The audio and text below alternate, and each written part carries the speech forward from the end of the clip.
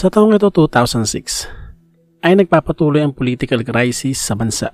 Sa kabila ng pagkapanalo ni Pangulong Gloria sa pagkapangulo noong taong 2004 ay kaliwat kanan naman ang pagbatikos sa kanya. Dito ay maiisip mo na kawawa talaga ang sambayan ng Pilipino na nagsasuffer sa kaguluhan ng mga namumuno. Pagbungad ng taon ay agad na ikasang pagbawi ni Pacman kay Morales nang ganapin ang ikalawa nilang pagharap January 21, 2006 na tinaguri ang The Battle. At sa pagkakataong ito ay tinalo naman ni Pacquiao itong si Morales via 10-round knockout. Ito ay sa WBC International Super Featherweight Championship. Bubungad din sa taong ito ang malungkot na balita nang bawian ng buhay itong si Ernie o si Ernie Baron January 23, 2006 sa edad lamang na 65 dahil sa atake sa puso. Nakilala itong si Ernie bilang isang magaling na broadcaster, weather presenter at nag-share din siya ng mga kaalaman sa iba't ibang larangan. Sumunod na buwan February 4, 2006, malungkot na balita din nang maganap ang Wawawi Stampede o ang Phil Sports Stadium Stampede dahil sa dami ng tao na sinasabing mga nasa 30,000 ang gustong dumalo sa unang anibersaryo ng programang Wawawi. Ay dumating ang point na nagkumahog ang mga ito na makapasok sa venue kung saan ay nagtulakan sila. Kaya nga lang dahil dito ay marami ang mga naipit, mga nadaganan. Nakaramihan ay mga kababaihan kung saan sinasabing umabot ng 73 ang binawian ng buhay.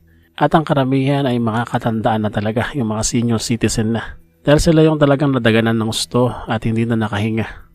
Bukod sa 73 binawian ng buhay, ay umabot naman sa halos 1,000 ang sugatan.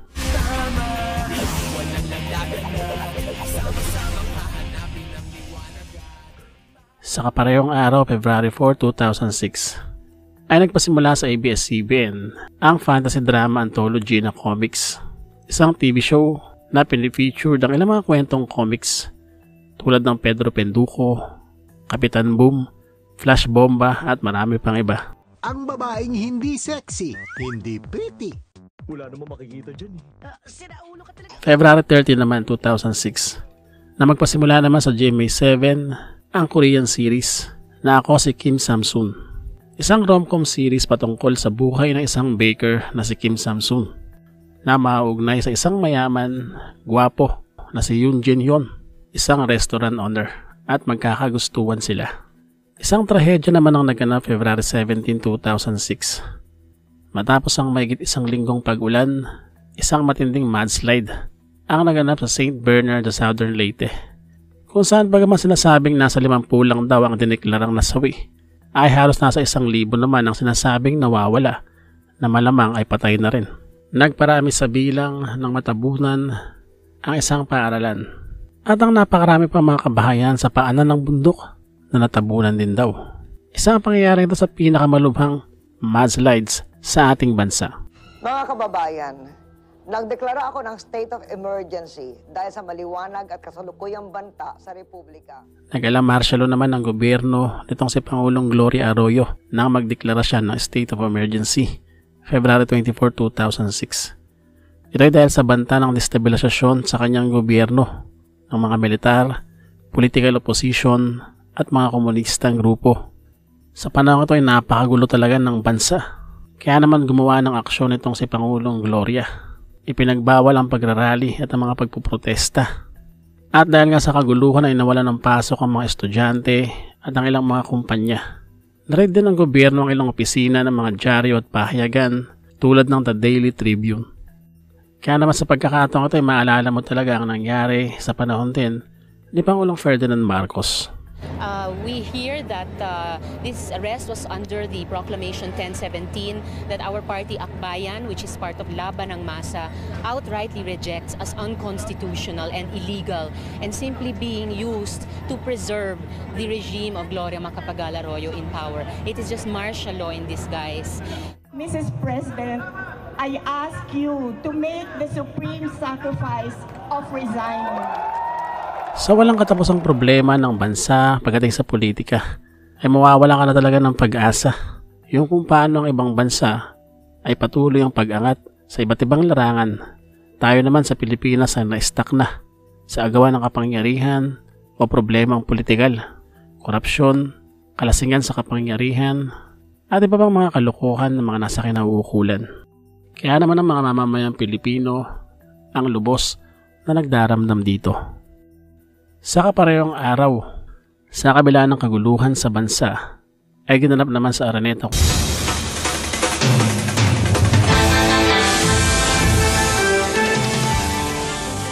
Sa buwan naman ng March 4, 2006, nagpasimula naman sa ABS-CBN ng XXX, Eksplosibong Expose, isang public service documentary show na pinag-usapan itong sina Julius Babaw, Karen Davila at Henry Umaga Diaz, na nag-expose ng iba't ibang mga masamang gawain mula sa gobyerno hanggang sa mga mandorobo at kawatan sa mga iskinita. Sa taong 2006 ay hihirangan din itong si pambansang kamao Manny Pacquiao bilang Fighter of the Year ng Boxing Writers Association of America. Dahil bagaman lumikha ng pangalan sa mababang dibisyon, sa pagkakataong ito ay nalalapit na o magsisimula na ang pag-conquer niya naman sa mga mas mabibigat pang timbang o dibisyon tulad ng lightweight at welterweight division. Samantala pagdating naman sa showbiz, dahil sa pagpasok nitong si Rostom Padilla sa Pinoy Big Brother House, dito ay magkakaroon siya ng lakas ng loob na ilantad ang kanyang tunay na pagkatao. Alam niyo na siguro kung ano yun. Kaya naman sa paglipas ng araw ay tinawag na siyang Bibi Gandang Hari. At speaking ng ganitong issue sa taon ding ito 2006, ay lalabas din ng issue sa pagiging tagilid daw ng mga aktor na sina Piolo Pascual at Sam Milby.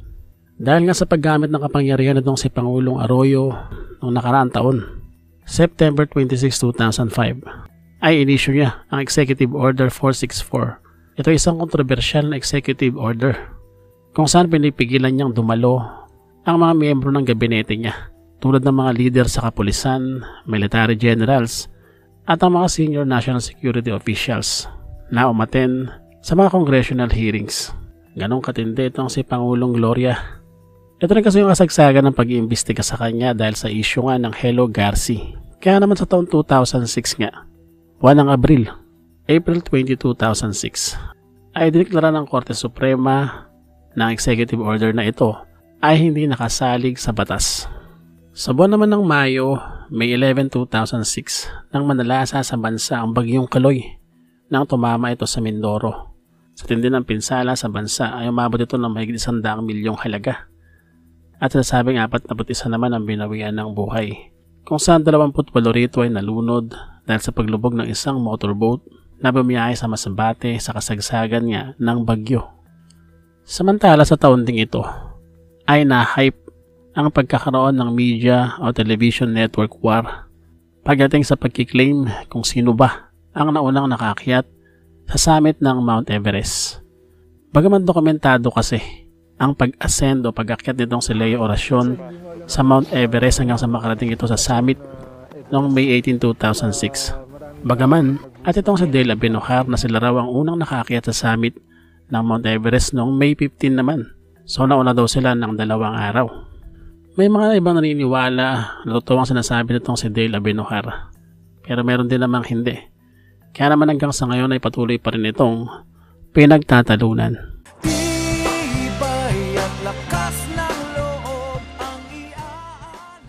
Buwan din ng Mayo na magpasimula sa GMA7 ang Captain Barbell series na pinagbidahan itong si Richard Gutierrez. Muling sinubukan ng GMA7 ang ganitong klaseng genre ng palabas. Ito ay dahil nag-hit ng Darna noong taong 2005 na pinagbidahan itong si Angel Locsin. Pumutok naman sa taong ito ang isang balita na tinatawag na Subic Rape Case o Nicole's Case. Ito ay nangakusahan ng nagngangalang Nicole, itong si US Marine Lance Corporal Daniel Smith at ang mga kasama nito ng panggagahasa sa kanya.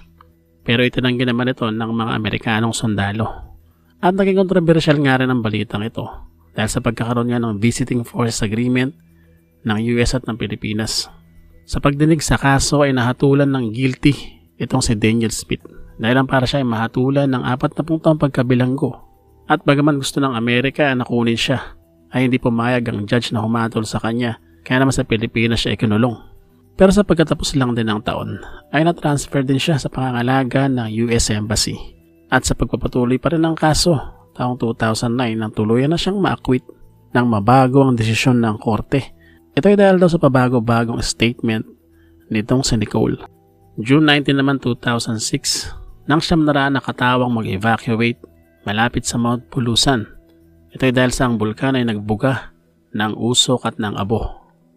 June 24, 2016, nang tuluyang pawalang bisa naman ng death penalty sa bansa, nang pirmala tong si Pangulong Gloria ang Republic Act No. 9346. Parang sa tuluyang rebokasyon ng nasabing parusa. Napakaganda ng mundo, kilalanin natin Pilipino. Sumunod na araw, June 25, 2006, na magpasimula naman sa GMA7 ang programang Pinoy Meets World, isang documentary travelogue na pinag-hosan din. Ito sina Paolo Bidjones at Miriam Kembao. Ang programa ito ay nagpapakita ng mga kultura sa iba't ibang panig ng mundo. Isa pang panibagong impeachment complaint naman ang na-file ng opposition bloc laban pa rin kay Pangulong Gloria June 26, 2006. Kung sana ay may kinalaman pa rin ito sa kanyang electoral fraud at ang kanyang mga human rights violation. Pero syempre katulad lang din ang taong 2005, ang mga impeachment complaint na ito ay binasura lang ng House Committee on Justice sa Kamara. Sa kaparehong araw, June 26, 2006, nang maganap naman ang sinasabing pagkawala raw o disappearance nitong sina Sherlyn Cadapan at nitong si Karen Empeño, mga estudyante ng UP na sinasabing dinukot daw ng mga sundalo sa pangunguna raw na tinatawag ng mga aktivistang butcher na si Jovito Palparan Jr.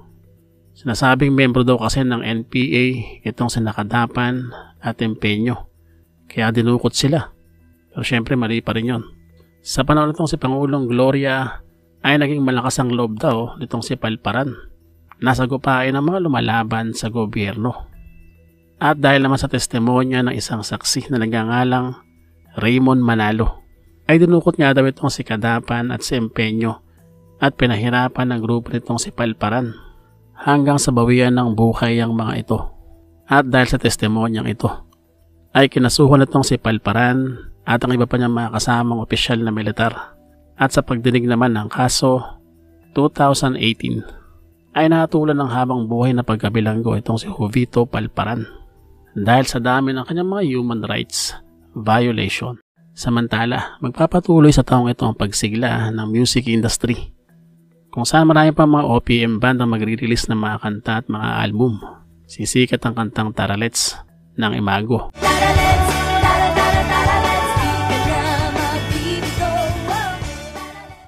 Lagi mo na lang ako dinidedma at Supernova ng bandang Rocksteady. Mahal kita, pero di mo lang alam. Supernova Liches. Mang Jose, Bagsakan, Papa Colon, Para Sa'yo, at ang gitara ng PNE. Talaga naman kinagiliwan ng mga Pilipino.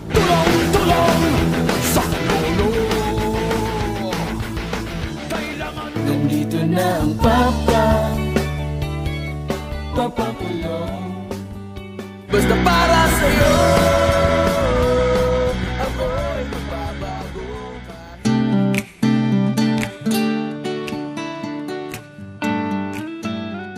Ang Ulan, Bakit at Pasensya Na ng bandang Yushay.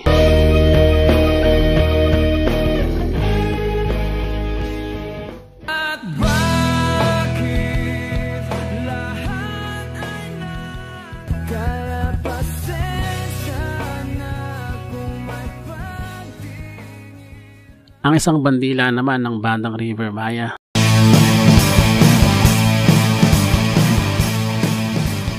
Kung saan ginamit pa ang soundtrack na ito sa isang news program.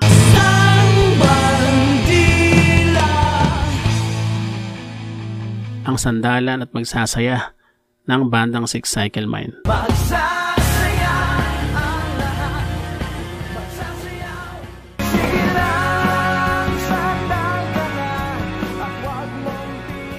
At ang Pwede Ba ng bandang soap dish. Pwede bang sabihin mo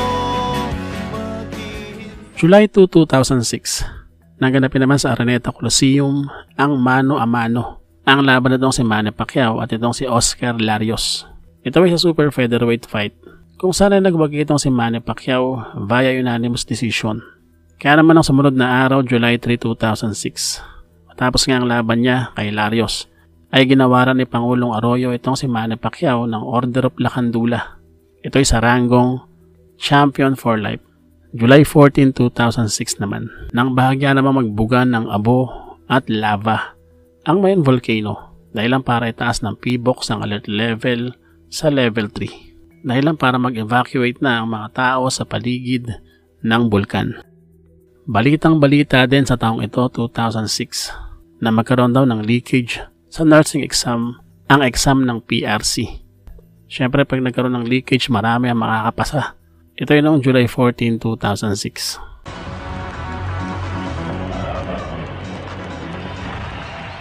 July 30, 2006, na magpasimula naman sa ABC5 ang Philippine Idol.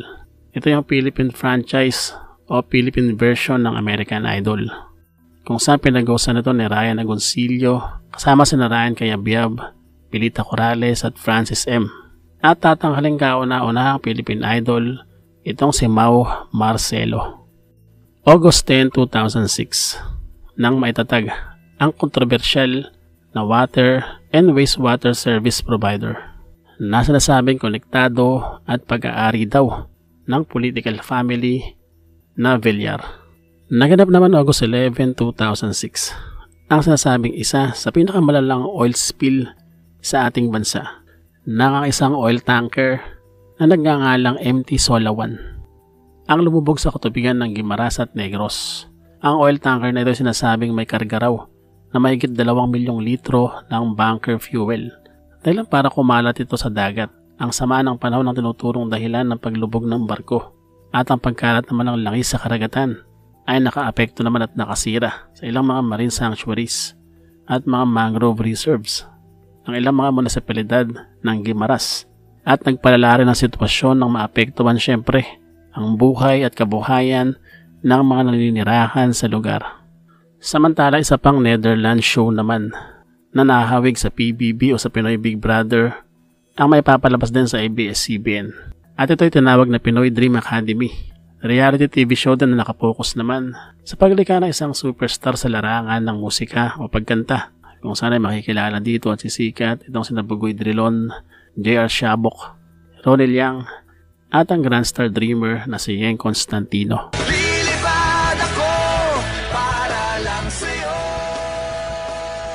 Kinagiliwan din ng drama action superhero series na Super Ingo na nagpasimula sa ABS-CBN August 28, 2006. Ito ay adventure ng Little Big Star contestant na si Makisig Morales bilang si Budong at Super Ingo. At kasama niya rin dito ang kanyang kaibigan na si Paring Jomar. Buwan naman ng Setyembre nang mapaulat na nasawi raw sa isang labanan ang leader ng Abu Sayyaf na si Gaddafi Janjalani. Ito ay sa isang operasyon ng mga militar. Pagkaman wala naman ay presentang katawan ang mga otoridad.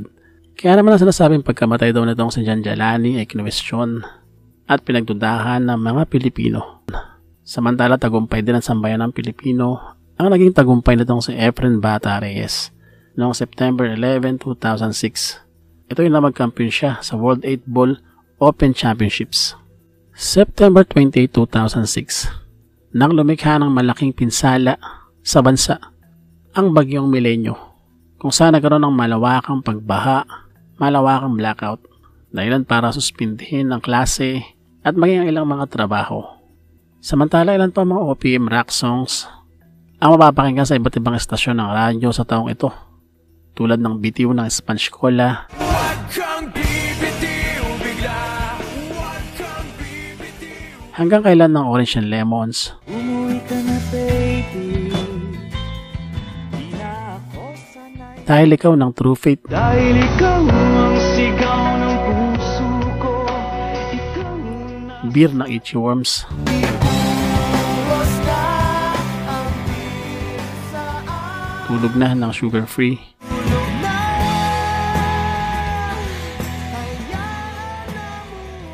sugod ng sandwich. Sugod mga kapatid, tayo ay magsama-sama. Alipin ng shamrock. Hoy, alipin mo kahit hindi batid.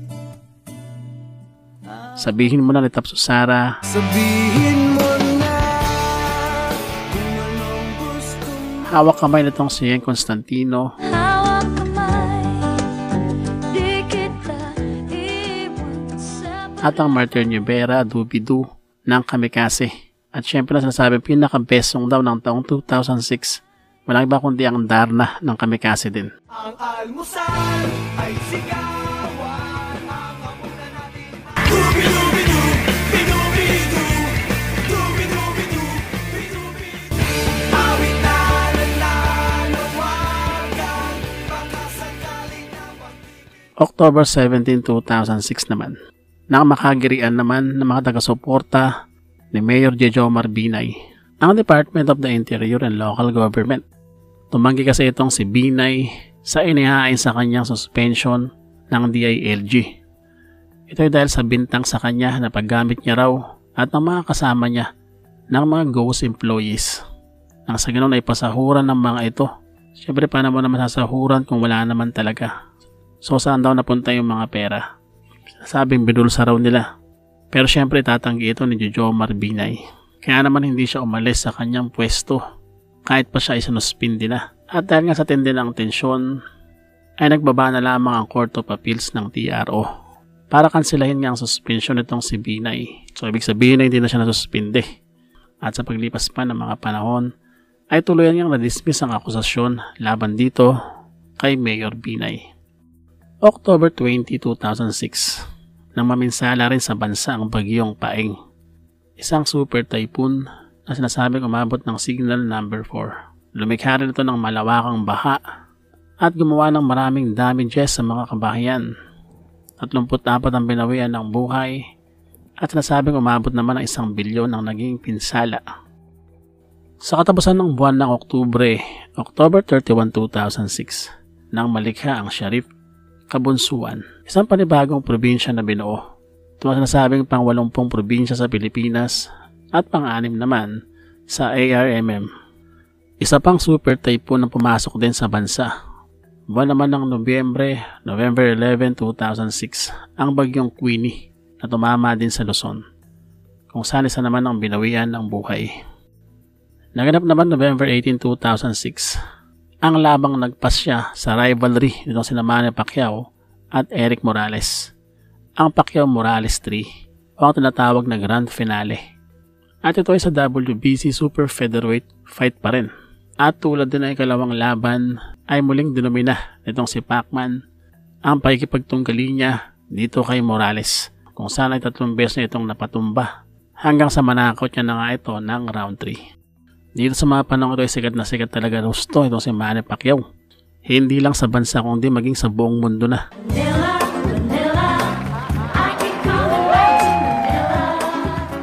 Ginanap naman sa bansa ang Miss Earth noong November 26, 2006. Ito ay sa National Museum Grounds sa Manila, kung saan ang nagwagi naman ay itong si Miss Chile. December 2, 2006, nang maitatag naman ng Province of Dinagat Islands. Ito ay bahagi ng Caraca Region, lugar kung saan sinasabing napakaganda raw ng tanawin at syempre mayaman sa likas na yaman.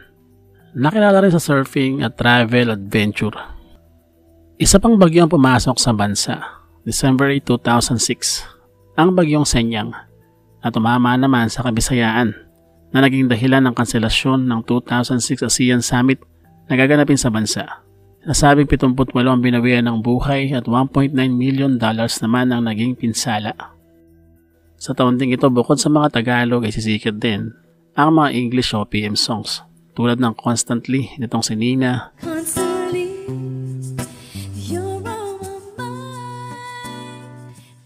Stars ng Kalalili,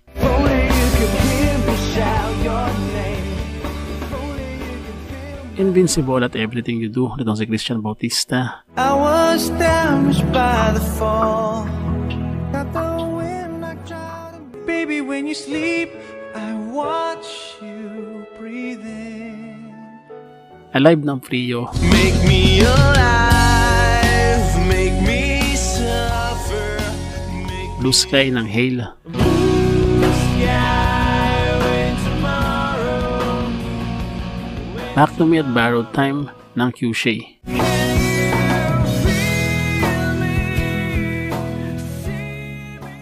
Oh, it's good to be true. We Belong nitong si Tony Gonzaga, Don't you know that we both belong, baby? Bakit nitong si Rachel Ango, Bakit hanap-hanap kita? Bakit hindi na Araw-Gabi nitong si Regine Velasquez, araw-gabi nasa isip ka? Hindi Ko Kayang Iwan Ka nitong si Sharon Regis, Hindi ko kayang iwan ka, hindi ko kayang I Believe nitong si Jimmy Bondoc, at napakadami pang iba. Araw-araw maghihintay, hawak lamang. Nakapasok naman sa 2006 Metro Manila Film Festival ang mga pelikulang Ending Kabisote 3, The Legend Goes On and On and On, Kasal Kasali Kasalo, Ligalig, Mano Po 5, Gua ID, Matakot Ka Sa Karma, Shake Rattle and Roll 8, Super Noipy, Tatlong Baraha, at ang Siya sa Saturna. Controversial naman na naging Best Picture ang Ending Kabisote 3. Best Actor naman itong si Cesar Montano sa pelikulang Ligalig, at Best Actress naman itong si Judy Ann Santos sa Kasal Kasali Kasalo. Bago naman magtapos ang taon, December 27, 2006, ay sinasabing natagpuan na daw ang labi nitong si Kadapi Janjalani, na dahilan para maalis ang agam-agam at mga duda na siya nga ay binawian na ng buhay. Sa taong 2007, ay magpapatuloy pa rin ang pagpa-file ng impeachment complaint laban kay President Gloria Arroyo. Ganong katindi, halos taon-taon. Ito naman ay patungkol sa korupsyon sa tinatawag na NBNCTE broadband deal at ang pagkakalink niya rin daw sa mga kidnapping at pagpatay sa kanyang mga kritiko o sa kritiko ng gobyerno. Ito nga yung mga pinaggagawa nitong si Jovito Palparan. Ang hostage taking naman sa isang daycare center, ang pagsabog sa Glorieta at napakarami pang iba. Muli maraming salamat sa inyong mga sa inyong pagsama sa video natin sa araw na ito. Kung hindi ka pa nakapag-subscribe ay mag-subscribe ka na. Maraming salamat sa inyong mga at see you sa next episode. Bye bye.